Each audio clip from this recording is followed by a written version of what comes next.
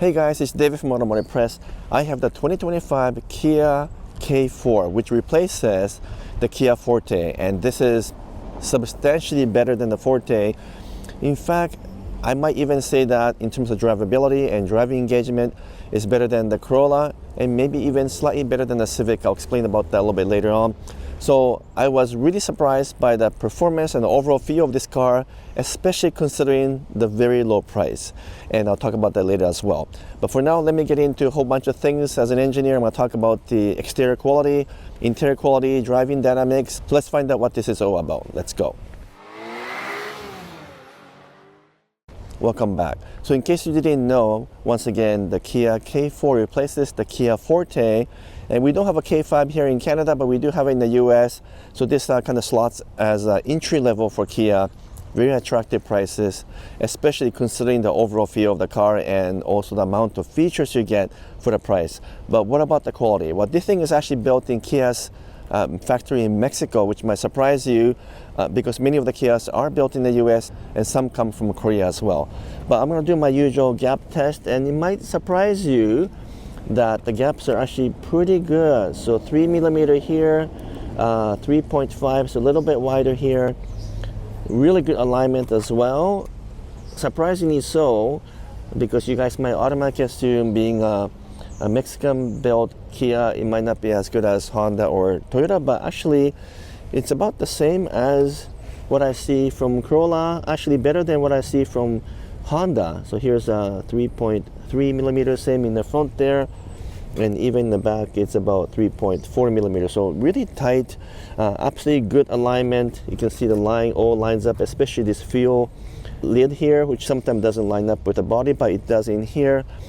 But what about the paint quality? Well, that's the only one I've noticed that maybe it's not perfect.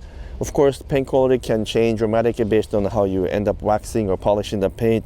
But as it comes in this vehicle, I would say the gloss is a little bit inconsistent. It's not bad, especially for this price range. But I've noticed that the clear coat seems a bit thin. I'll find out when I measure the paint thickness if that's the case.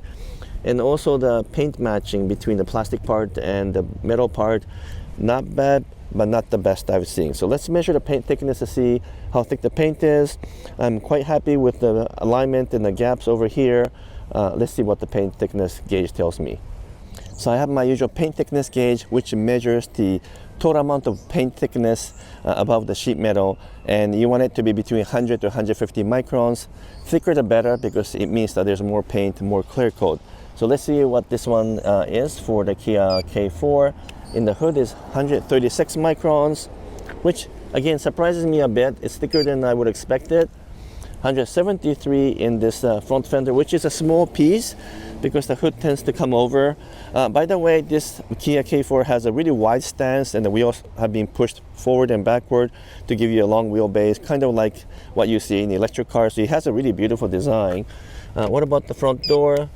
175 microns, and rear door 172.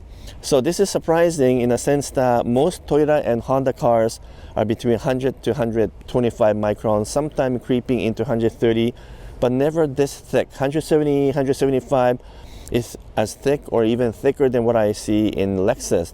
So this tells me two things. One is that paint is definitely thicker than your average car, which means it's more durable. If you get a stone that kicks up and hits the paint, it won't chip as much. So I really like that.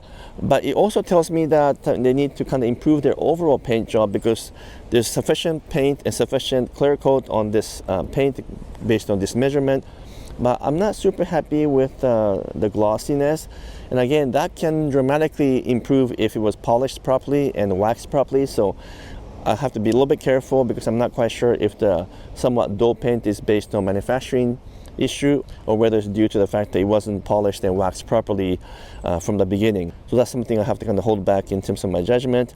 But the paint thickness is great. I'm really happy to see that it's a thicker paint, it's more durable. Overall, the exterior quality is actually really good, especially at this price point. Let's take a look inside, because it might surprise you even more. Okay, so now I'm inside the Kia K4, and this is where it's a bit of a shocker. For something that only cost about $37,000 for Canadian price, for this top of the line GT line spec, What is this? It looks like something that came out of a $60,000 car. Full 30-inch display. You got 3 panels mixed together, one here, one here, one here, and the quality of finish and the selection of materials is first rate. Much better than what I see in, let's say, Toyota Corolla, maybe even better than what I see in the Honda Civic, which I consider to be a benchmark for the interior design, and substantially better than most of other cars in this price range, because no automakers will produce this level of quality and beautiful design like this at this price point. What about the components? Well, in terms of part fit, the gaps all looks good, the button feels good, the quality of this material looks fantastic. This is thankfully not piano black. It's not carbon fiber, but interesting kind of pattern. You get soft plastic here, semi-soft plastic, which is thankful because most Toyota uses hard plastic in their cheaper models, and I always complain about that. And everything is solid. I can kind of do my usual punch test. Nothing is out of alignment. Feels solid. Even get a little bit of nice cloth on the roof liner. And again, this is not piano black, but kind of dark gray, which is what car companies should choose. Stop using piano black.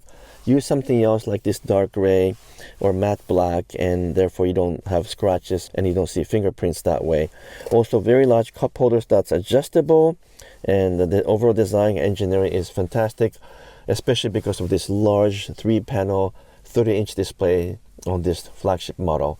So I can't say enough about the quality. Even the steering here, if you look at it, got two-tone finish, looking very upscale. It's something that other car companies need to learn, because well, if Kia can do it at this price range, making it look this beautiful, well, there's no excuse for other automakers not to do this and to match to this level of quality. So I love the interior. I love the quality of the interior. Now let's take some measurements. By the way, I really do like Kia and also the Hyundai's infotainment system. It's easy to use, it's fast in terms of response. It's much better than what I see from many other manufacturers. So kudos to Kia and also the parent company, Hyundai, for designing a proper infotainment system. But let's measure the quietness of this car. So what I'm going to do is, with everything turned on, but with the fan turned off and engine turned off, I measure the dBA, or the decibel, for the quietness. I start the engine and I measure the engine sound, basically. So let's keep it quiet and measure what the sound is right now. So it's telling me it's 35 decibel, which is basically the standard. Between 34 and 35 is what you get for all cars when it's quiet and outside is quiet. Now I'm going to start the engine and measure again. And by the way, thankfully the engine start-stop is down here and it's not hidden behind the steering wheel. So again, good design. All right, so now I'm gonna measure the quietness with the engine turned on, with the fan and the HVAC turned off. So it's 43 decibel. So compared to the baseline of 35, it's about 8 more decibel. So that's actually still very good. Obviously, if you get into something like a Lexus or much more expensive car, it's usually only about 4 to 5 decibels higher. So baseline 35. Expensive luxury car will have about 39 dBA. So this one is still very good. The engine rev just went down because when you first start, it tends to rev higher and it comes down. So it might even be quieter. Let's measure one more time. No, still about 38, so about the same, but quiet for a small car. Lots of smaller cars have a really loud engine noise, but this one, which has the 1.6 liter turbo 4-cylinder engine, is actually very quiet. I'm gonna take it out on the road now and see how it drives, and I can share more with you about the driving feel. All right, so I'm driving the K4 now, and maybe this is the part that impresses me the most.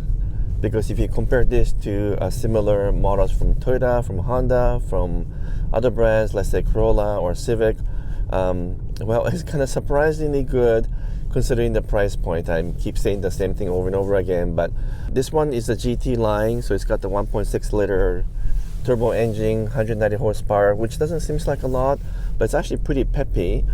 And it's, I think, a really good engine choice because this also has 8-speed automatic transmission, not the CVT which you get with other K4s below this grade.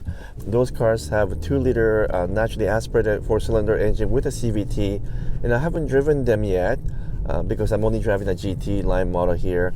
But you know what? This one here is impressive. The steering is actually quite heavy. It has a really good feedback, which isn't the case with many cars in this price range. especially with Toyota models like Toyota Corolla feels very numb, very disengaging in terms of the feeling on the road. But this one has a really good road feel, and the steering feels a lot heavier than normal small cars. I still think the Honda Civic is a benchmark in terms of overall feel, but this is not too far away from the Civic's benchmark quality in terms of NVH, noise, vibration, harshness, in terms of engine performance, in terms of driving engagement, and in terms of just the steering feel, and that is the feedback from the road. I would say this will be the best one among many small entry-level compact sedans because of the right balance between road feel and also the engagement of the steering. As an engineer, I'm really picky about that, and too many car brands and automakers design cars with a really light steering that has no feeling at all. So this is a really great engineering from my perspective. Like I said, it's quiet, engine performs well. When I step on the gas, it has a really immediate acceleration, not super fast, but more than sufficient in this entry-level class. And the ride is also really good. Many smaller cars suffer from poor ride, noisy ride, but this one has a good insulation. I don't hear too many sounds when I go over bumps. The ride is soft and actually quite smooth, but also reasonably agile.